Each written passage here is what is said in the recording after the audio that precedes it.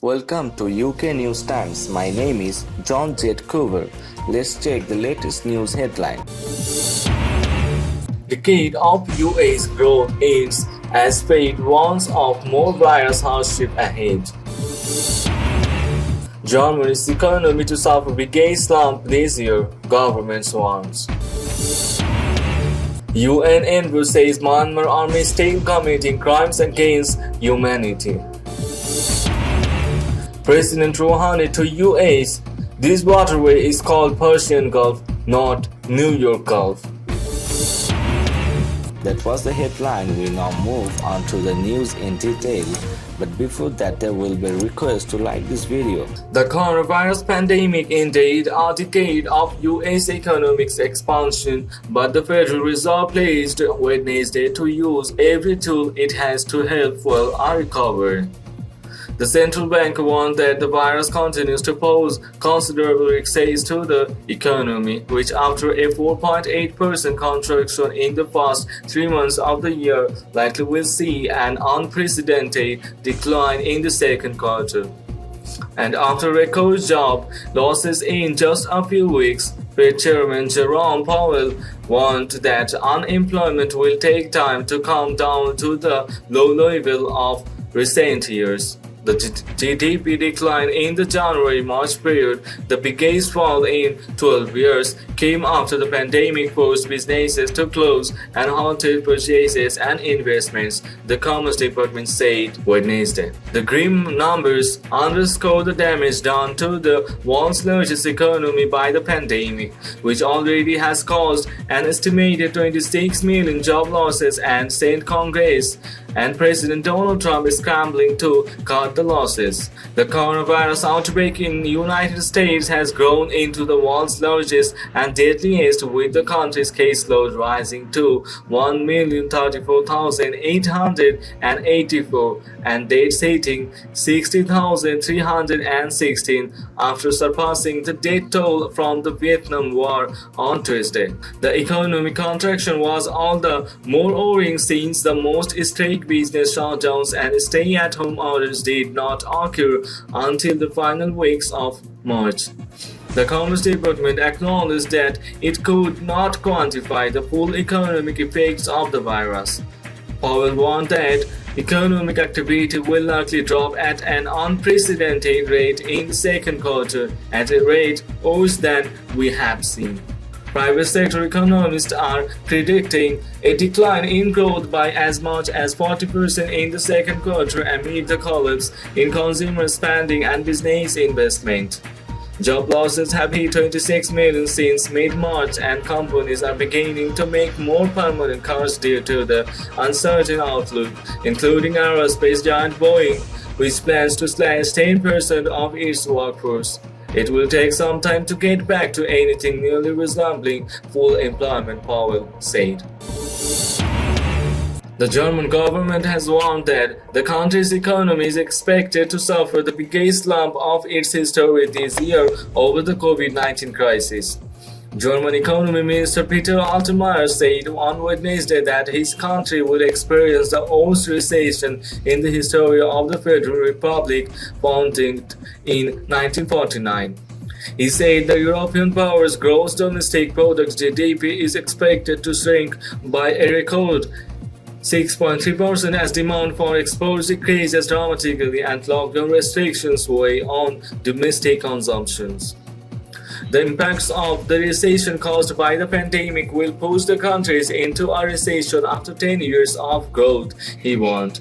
If the government's projection is confirmed, this year will mark the biggest contraction since Federal Statistics Authority status began keeping records in 1970. Altmaier said the world economy as a whole is expected to dip into recession caused by the outbreak, with the International Monetary Fund predicting a worldwide contraction of 2.8% in 2020. Job fairs and coronavirus restrictions that have kept shops and entertainment venues closed are said to weigh heavily on demand at home too, dealing a blow to the key growth driver of the domestic consumption. Meanwhile, the UN's labor agency has warned that almost half of the global workforce, 1.6 billion people, are in immediate danger of having their livelihoods destroyed by the economic repercussions of the pandemic. The International Labour Organization (ILO) said on Wednesday that of the total global working population of 3.3 billion, about 2 billion work in the informal economy, often on short-term contracts or self-employment, and have suffered a 60% collapse in their wages in the first month of the crisis. Of these, 1.6 billion face losing their livelihoods, it added. Speaking at a briefing, the UN agency's Director General Guy Ryder foresaw a massive poverty impacts as a result of the virus.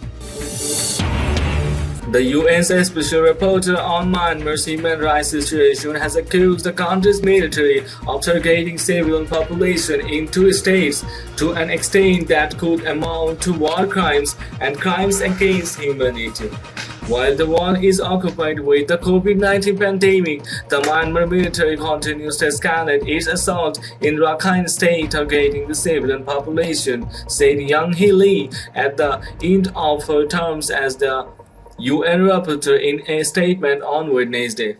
She said the third murder the armed forces of Myanmar is inflicting immense suffering on the ethnic communities in Rakhine and Chin states and is systematically violating the most fundamental principles of international humanitarian law and human rights. The outgoing UN rapporteur said the Myanmar military's conduct against the civilian population of Rakhine and Chin states may amount to war crimes and crimes against humanity. Yang Hee Lee said the Myanmar Army's recent air and artillery strikes in the civilian areas in Rakhine and neighboring Chin state have killed and injured scores of adults and children, and the military has prevented some of the injured from accessing urgent medical care.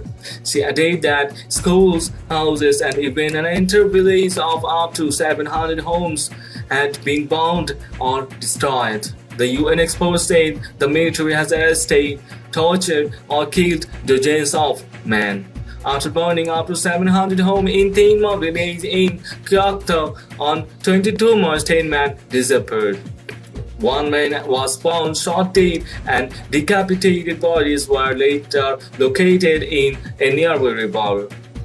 A United Nations fact-finding mission has previously found that the gravest crimes under international law have been committed in Myanmar and called for genocide trials.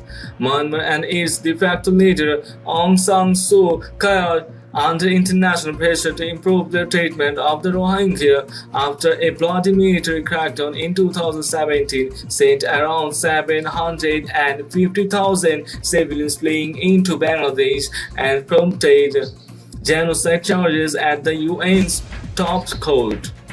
Thousands still remain in Myanmar under apartheid-like conditions, confined to camps and villages and denied access to healthcare and education.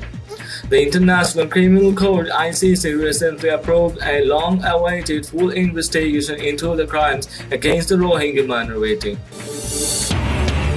In light of Washington's incessant acts of military adventurism in the Persian Gulf region, President Hassan Rouhani has once again reminded the United States to whom the waterway truly belongs.